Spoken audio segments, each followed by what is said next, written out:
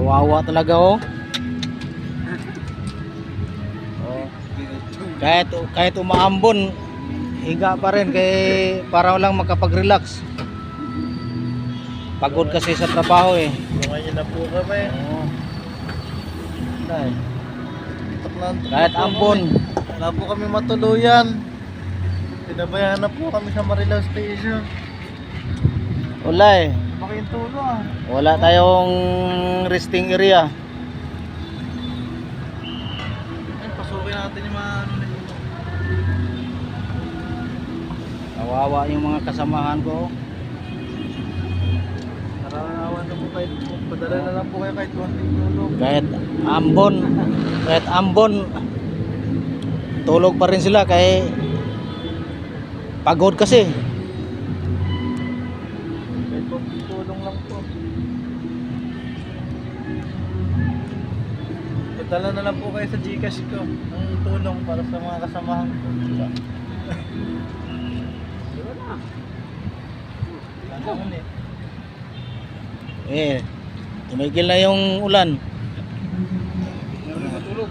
Pwede na higa naman ulit.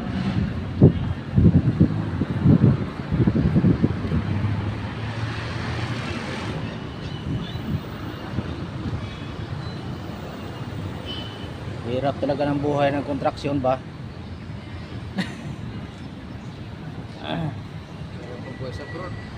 Imbes nga mag-relax inaambon pa, inuulan.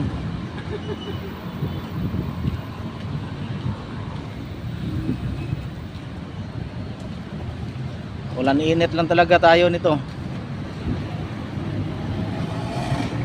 Lagat na talaga. Oo. Kahit umulan pa. Kaya pa yan. Oo. Padala mo kay Higa Foreman. naman ulit eh. Padala mo kay Foreman. Naghihirap na kami rito.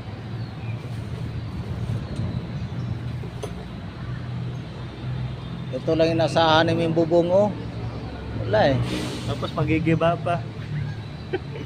Lalaglag.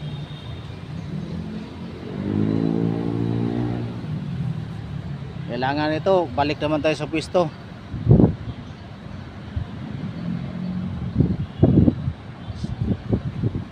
Sayang yung mga higaan nga, puro bakal yung mga upuan dito.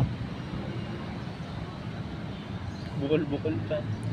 Kaso lang bukol-bukol.